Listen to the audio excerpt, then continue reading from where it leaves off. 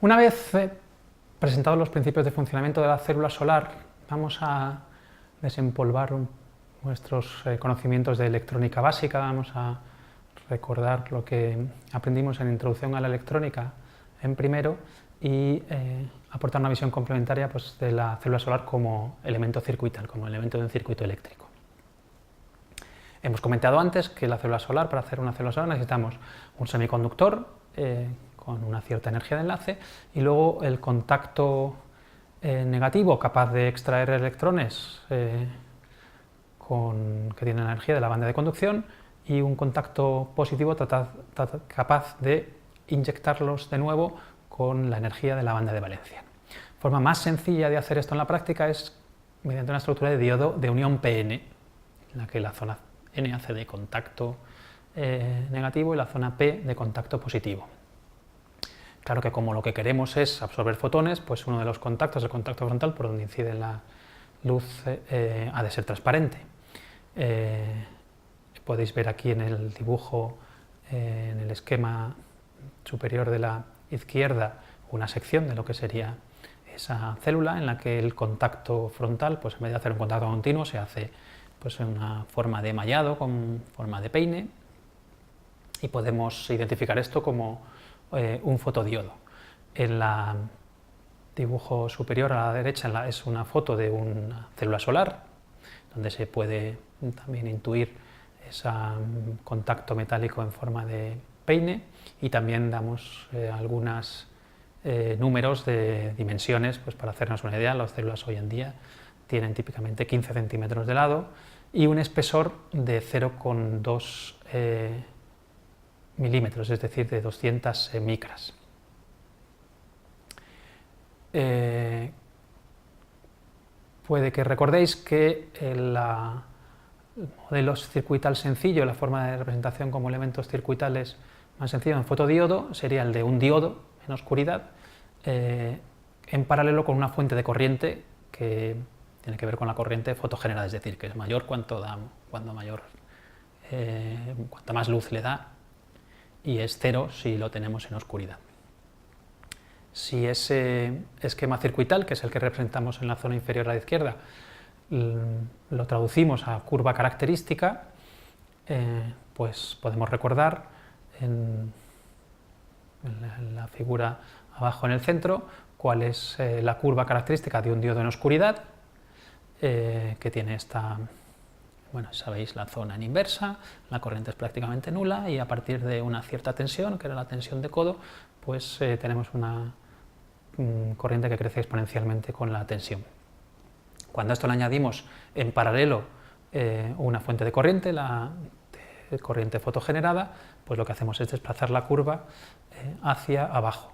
Eso tiene que ver con el convenio de signos que hemos usado, de forma que cuando iluminamos esa corriente fotogenerada pues tiene un signo negativo y por eso la I sub L está en el eje negativo de ordenadas. Si recordáis, en un fotodiodo lo que queremos es detectar, usarlo como sensor de luz, pues lo que queremos normalmente es funcionar en el tercer cuadrante, porque es donde tenemos el dispositivo funcionando como fuente de corriente, pero si lo que nosotros queremos es aportar esa energía eléctrica, pues queremos trabajar y conseguir funcionar en el cuarto cuadrante, ¿no? Que es donde, con el convenio de signos elegido, pues tenemos al dispositivo generando energía o entregando esa potencia eléctrica. Bueno, sabéis que esta curva característica, la del diodo, se corresponde con la ecuación de Shockley, ¿no? Y entonces, en el caso del fotodiodo, lo que tenemos son dos elementos. El primero son dos términos que se suman, en este caso se restan. El primero, que tiene que ver con la ecuación de Shockley, que rige el funcionamiento del diodo, y el segundo, que tiene que ver con esta fotocorriente. En la ecuación de Shockley, la I sub 0 pues es la corriente de saturación inversa, y lo que tenemos en la exponencial es QV partido KT, donde Q es la carga del electrón, V la tensión, y K la constante de Boltzmann y T la temperatura en Kelvin, ¿no? En valores absolutos. Trabajar en el cuarto cuadrante a veces es un poco bueno, incómodo. Y por eso lo que muchas veces hacemos es cambiar el convenio de signos y representar, girar respecto al eje de abscisas y representarlo entonces con la fotocorriente como positiva y entonces en el primer cuadrante. En este caso lo que hacemos, lo que podemos es conectar o representar esa conexión de la célula solar con el circuito externo, pues mediante la conexión a una cierta carga, a una cierta resistencia R, y definir la corriente como una corriente que sale por el contacto positivo y, bueno, y una tensión que hay entre los dos contactos de la célula solar, que es la corriente V. Cuando nosotros lo que vamos haciendo es variar el valor de R, variar la carga desde el caso en que R sea 0, entonces tenemos un cortocircuito, hasta el caso en que R sea infinito, entonces tenemos un circuito abierto, y lo que vamos a hacer es bueno, pues trazar esa curva característica de la célula solar y en función del valor de R definir el punto de trabajo en un momento concreto.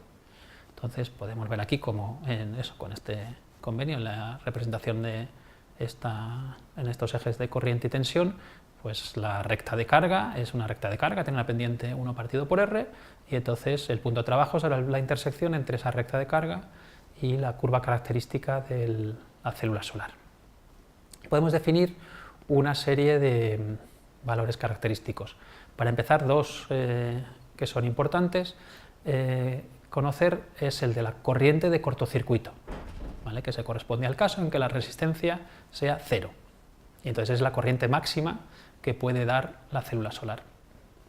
En el caso de que esa resistencia sea infinita, estemos en circuito abierto, la corriente es 0 y lo que tenemos es que la tensión de circuito abierto es lo que se conoce como VOC. ¿Vale? Entonces, ¿qué es lo que ocurre? Pues que en principio, si nosotros lo que queremos es aprovechar la energía que nos da la célula solar, no nos interesa trabajar en cortocircuito, en la corriente de cortocircuito, en la tensión de circuito abierto. ¿Por qué? Porque en el caso de que estemos en el cortocircuito, la potencia que entrega, sí, la corriente será máxima, pero la tensión es 0, luego potencia igual a corriente por tensión, 0. Y en el caso de tenerlo en circuito abierto, la tensión es la máxima, ¿de acuerdo? Pero la corriente es 0, luego tensión por corriente igual a 0, potencia nula.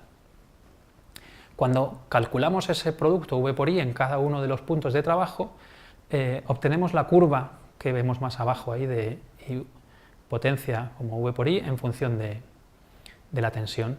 ¿Y qué es lo que vemos? Eso que va de 0 en el punto del cortocircuito a 0 en el punto del circuito abierto, y hay un momento en el que tenemos un máximo. Es lo que se conoce como el punto de máxima potencia. Lo definimos a partir de su tensión en el punto de máxima potencia, que llamamos Vm, y la corriente en el punto de máxima potencia, que llamamos I sub m. Hay que tener cuidado de evitar equívocos o confusiones, porque Im no es la I máxima. La I máxima es ISC, la corriente de cortocircuito, ¿vale? Im es la corriente en el punto de máxima potencia. Y Vm no es la tensión máxima es la VOC, pero es la tensión en el punto de máxima potencia. Y a mí lo que me interesaría es tener a mi célula, claro, si quiero extraer la máxima potencia posible, aprovecharla al tope, pues me gustaría que trabajara en el punto de máxima potencia. Y para eso la carga tiene que ser la apropiada, tiene que tener la pendiente apropiada para situarse en ese punto, ¿no? En el dibujo está un poco por debajo. Ya veremos que en la práctica pues podemos jugar un poco con ese punto y, bueno, renunciar o asumir que la realidad no nos permite trabajar en el punto de máxima potencia, y aún así tiene sentido usar la célula solar. En otras situaciones, o veremos también que podemos usar determinados equipos electrónicos que tratan de asegurar que estemos siempre trabajando en ese punto.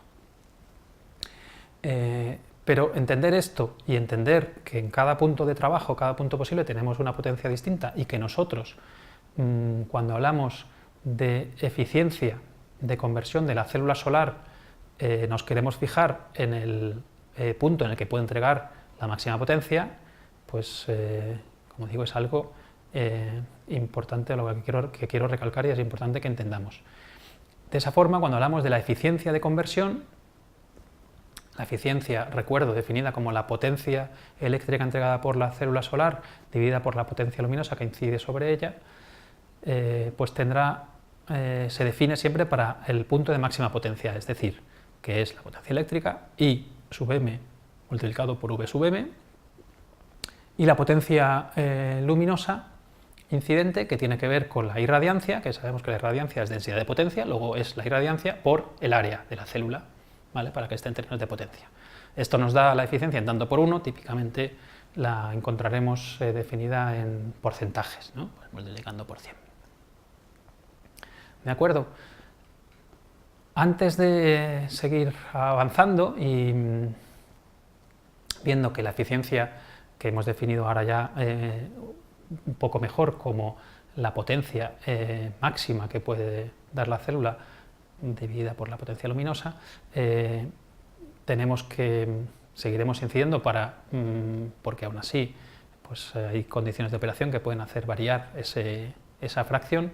Antes, como digo, y retomando pues esos análisis circuitales que hacíamos en primero, os quería proponer este sencillo problema, y sencillo además porque evita o simplifica la curva característica de la célula solar para no tener que manejar la ecuación de Shockley, que es una exponencial, que es algo que acaba siendo engorroso, y la sustituye por un modelo lineal por tramos, ¿vale? De forma que para el diodo